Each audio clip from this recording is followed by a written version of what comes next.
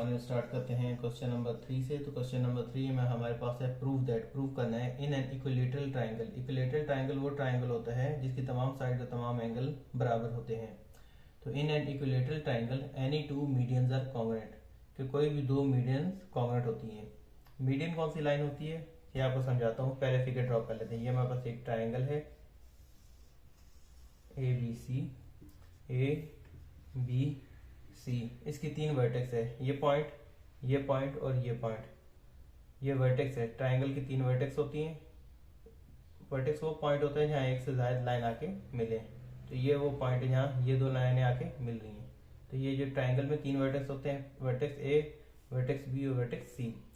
अब मीडियन आपको समझाता हूँ। मीडियन वो लाइन होती है जो हमारे पास वर्टेक्स से स्टार्ट होकर सामने वाली लाइन की मिड पॉइंट, जैसे लाइन सी बी का मिड पॉइंट है डी, तो ये वर्टेक्स से स्टार्ट होके सामने वाली साइड की मिड पॉइंट को जाके टच करे तो उस लाइन को हम क्या कहते हैं, मीडियन कहते हैं। इसी तरह वर्टेक्स सी से स्टार्ट होके लाइन ए बी का मिड पॉइंट हमारे पास कर लो बिलफर्स एफ है, तो ये हमारे पास सी से स्टार्ट होके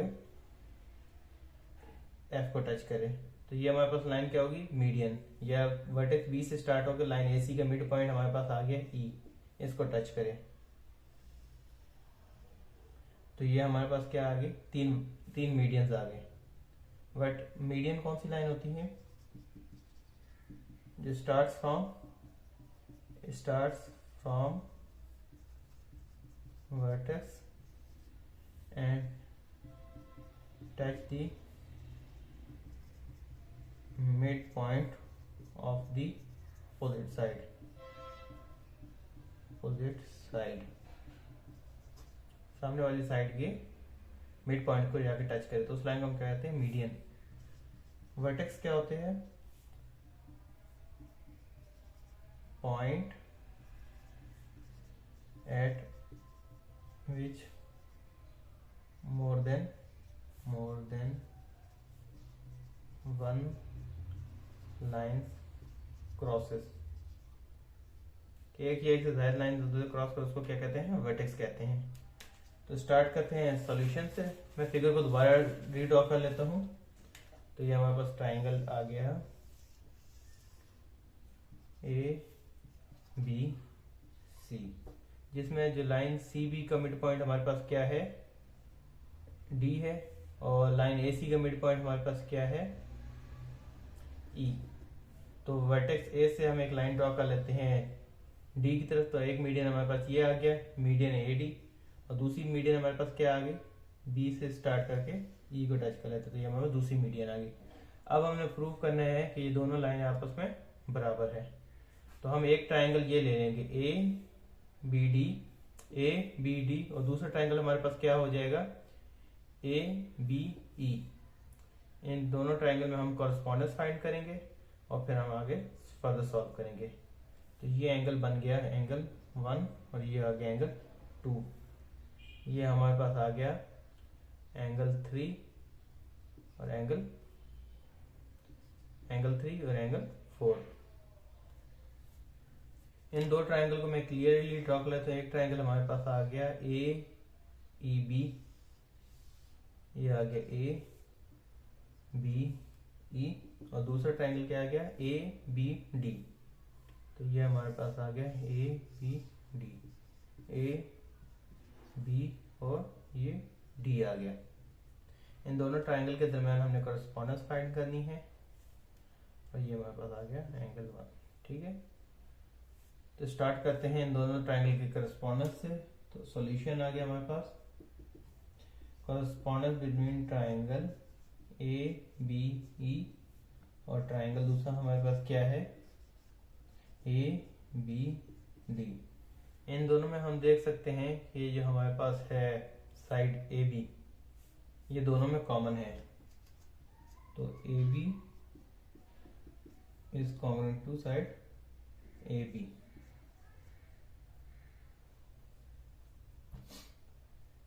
ये हमारे पास क्या आ गया, पहला पॉइंट कॉमन या आइडेंटिटी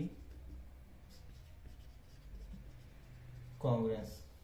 ठीक है, सेकेंडली हमारे पास गिवन था जो ये पॉइंट है ये मिड पॉइंट है और इक्विलेटरल ट्राइंगल, तो इक्विलेटरल ट्राइंगल में तमाम साइड आपस में बराबर होती है तो मिड पॉइंट भी बराबर होंगे, तो इसलिए साइड ए ई बराबर साइड बी डी के। दूसरा पॉइंट हमारे पास आ गया कि जो साइड ए ई है वो बराबर है बी डी के। इसकी क्या वजह है? क्योंकि इक्विलेटरल ट्राइंगल हमारे पास गिवन है, इक्विलेटरल ट्राइंगल की प्रॉपर्टी ये होती है कि तमाम साइड आपस में इक्वल होती है। जब साइड इक्वल होंगी तो उनके मिड पॉइंट का डिस्टेंस भी इक्वल हुआ, तो ये ई और डी क्या है? मिड पॉइंट है। तो इसलिए हमारे पास A is congruent to side B D, ये दोनों साइड क्या है? मिड पॉइंट डिस्टेंस है।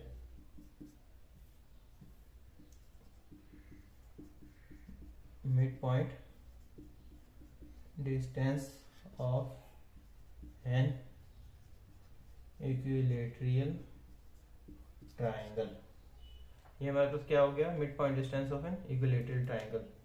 और थर्ड हमारे पास क्या है? जो एंगल ए है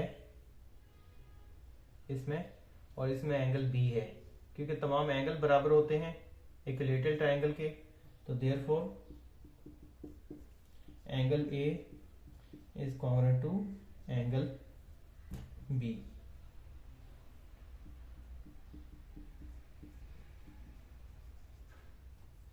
इसका आ जाएगा equal angle of equilateral triangle, equal angles of an equilateral triangle.